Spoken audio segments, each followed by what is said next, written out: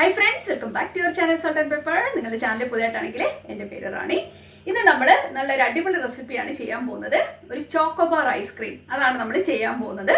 അപ്പോൾ നമ്മുടെ chocobar ice cream ഉണ്ടാക്കുന്നത് എങ്ങനെയാണെന്ന് തുടങ്ങുന്നതിന് മുമ്പായിട്ട് എനിക്ക് ഒരു കാര്യം പറയാനുണ്ട്. ഞാൻ കഴിഞ്ഞ ഒരു വീഡിയോയിൽ കുറച്ച് വീഡിയോകൾക്ക് മുമ്പായിട്ട് ഒരു മാംഗോ ഐസ്ക്രീം ചെയ്യുന്നത് എങ്ങനെയാണെന്ന് പറഞ്ഞ് ഇട്ടിരുന്നു. അതിന് ഒരുപാട് നല്ല റെസ്പോൺസ് എനിക്ക് വന്നിരുന്നു. എസ്പെഷ്യലി കുട്ടികളുടെ അമ്മമാരിൽ നിന്നും ഒരുപാട് മെസ്സേജസ് വന്നു. അവരൊക്കെ ട്രൈ ചെയ്തു, ഒരുപാട് നല്ലതായിരുന്നെന്നും പറഞ്ഞ്. അപ്പോൾ അങ്ങനെ എനിക്ക് കിട്ടിയ കുറേ മെസ്സേജുകളിൽ എനിക്കൊരു വീഡിയോ ക്ലിപ്പ് കിട്ടിയിരുന്നു. അത് വളരെ ഇൻട്രസ്റ്റിംഗ് ആയിട്ട് തോന്നി, ഭയങ്കര ക്യൂട്ടായിട്ട് തോന്നി. UK തന്നെയുള്ള ബീന ചേച്ചിയുടെ 2 മക്കളാണ് എനിക്ക് ആ വീഡിയോ ക്ലിപ്പ് അയച്ചു തന്നേക്കുന്നത്. എന്തായാലും ആ വീഡിയോ ക്ലിപ്പ് നിങ്ങൾ ഒന്ന് കണ്ടു നോക്കുക. അതിനുശേഷം നമുക്ക് ചോക്കോബാർ ഐസ്ക്രീം ഉണ്ടാക്കാം. Vinita auntie for this recipe that you put on YouTube of the mango ice cream. It's very delicious and beautiful. And please put more kids-friendly food on your YouTube channel. Thank you. Yummy. അപ്പോൾ നമ്മുടെ ice cream mix ആണ് ആദ്യം ഉണ്ടാക്കുവാൻ പോകുന്നത്. അതിനുവേണ്ടി വേണ്ട 1 cup കണ്ടോ, 1 cup milk powder ആണ് ഇവിടെ ഉപയോഗിക്കുന്നത്. അതിലേക്ക് നമുക്ക് ഒരു 1/4 കപ്പ് വെള്ളം ഒഴിച്ചു കൊടുത്ത് ഇതിനെ നന്നായിട്ടൊന്ന് മിക്സ് ചെയ്തെടുക്കുക. ഇതിനെ ഒന്ന് കുറുക്കിയെടുക്കണം. അതാണ് നമ്മുടെ പരിപാടി. കട്ട കെട്ടാതെ കുറുക്കിയെടുക്കുക.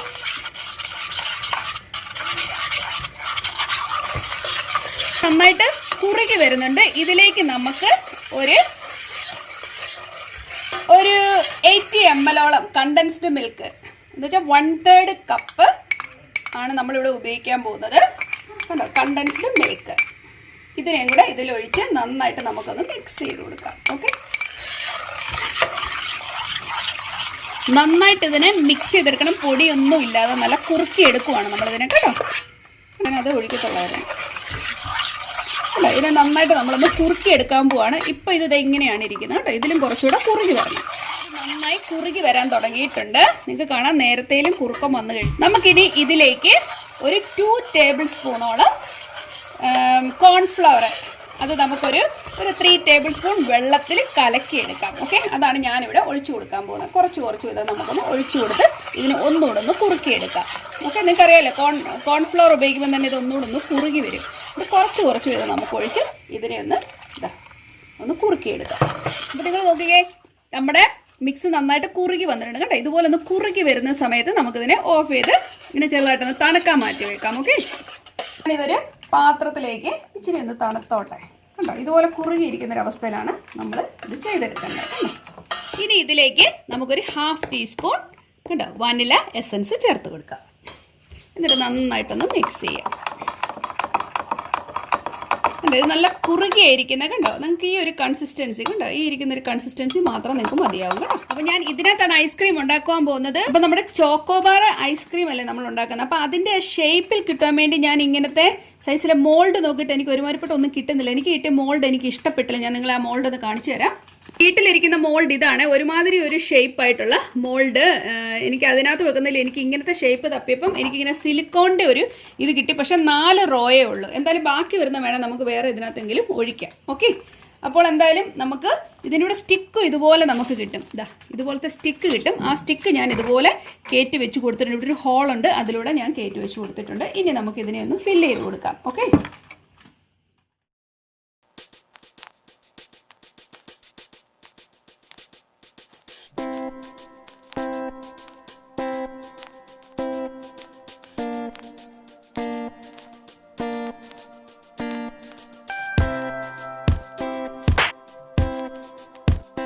അപ്പോൾ നമ്മൾ ഇതിനകത്ത് ഓൾറെഡി ഒഴിച്ചു വെച്ചിട്ടുണ്ട്. ഇനി നമ്മൾ ഫ്രിഡ്ജിൽ കീപ്പ് ചെയ്യാൻ പോവാണ്. ഒരു 7 മണിക്കൂറെങ്കിലും കുറഞ്ഞതില്ലാതെ ഇതിനെ നമുക്കൊന്ന് ഫിക്സ് ചെയ്തെടുക്കാൻ പറ്റത്തില്ല. അപ്പോൾ ഞാനിപ്പോൾ ചെയ്യാൻ പോകുന്നത് ഇതിനെ ജസ്റ്റ് ഒന്ന് കവർ ചെയ്ത് ഇതിനെ ഞാൻ ഫ്രിഡ്ജിലേക്ക് വെക്കാൻ പോവാണ് കേട്ടോ. അതിൻ്റെ ഒരു ബോക്സ് ഉണ്ട്, അതിൽ വെച്ചാണ് ഞാനിത് വെക്കാൻ പോകുന്നത്. അതിനുശേഷം 7 മണിക്കൂർ കഴിയുമ്പോൾ നമുക്ക് കാണാം എന്താണ് ഇതിൻ്റെ അവസ്ഥയെന്ന്. അപ്പോൾ നമ്മുടെ ഐസ്ക്രീം ഞാൻ ഫ്രിഡ്ജിൽ നിന്ന് എടുത്തിട്ടുണ്ട്. ഇത് ഞാനൊരു ബോക്സിലാക്കി ആയിരുന്നു വെച്ചിരുന്നത്. നോക്കിക്കേ, ഇവരെല്ലാവരും നന്നായിട്ട് സെറ്റ് ആയിട്ടുണ്ട്. അടിപൊളി. ഇനി ഇവനെ നമുക്കിത് ഇതുപോലെ ഒന്ന് പൊക്കിയെടുക്കാം. ഇത് നന്നായിട്ട് ഇങ്ങനെ പോരും കണ്ടോ. ഇതിൻ്റെ ഐസ്ക്രീം എത്ര ഈസി ആയിട്ട് നല്ല പെർഫെക്റ്റ് ആയിട്ട് നമുക്ക് കിട്ടുന്ന നോക്കിയേ. ഇത് ഈ സിലിക്കോണിൻ്റെ ആണ് ഈ മോൾഡ്. അതുകൊണ്ട് തന്നെ ഇത് ഈസി ആയിട്ട് നമുക്ക് ഇതുപോലെ ഇങ്ങനെ എടുക്കാം. ഇങ്ങനെ തെന്നിച്ചെടുത്ത് കഴിയുമ്പോൾ നമ്മുടെ ഐസ്ക്രീം നമ്മുടെ കയ്യിൽ. നമുക്ക് ഇങ്ങനെ കഴിക്കണമെങ്കിൽ ഇങ്ങനെ തന്നെ കഴിക്കാം. നിങ്ങൾക്ക് ചോക്ലേറ്റ് കോട്ടിങ് വേണ്ടാന്നുണ്ടെങ്കിൽ. ഓക്കെ, കണ്ടോ, നല്ല സുന്ദരമായിട്ട് നമുക്ക് കിട്ടിയിട്ടുണ്ട്.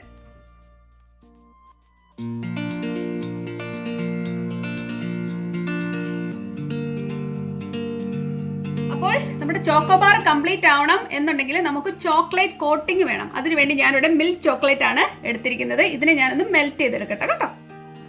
എത്ര ഭംഗിയാന്നൊക്കെ നമ്മുടെ വീട്ടിൽ തന്നെ നമുക്ക് നല്ല ഐസ്ക്രീം ഉണ്ടാക്കിയെടുക്കാൻ നമുക്ക് നല്ല എന്താ പറയുന്നത് മനസ്സിന് സമാധാനത്തിൽ ഒരു സാധനം വാങ്ങിച്ചു കൊടുക്കാൻ പറ്റും.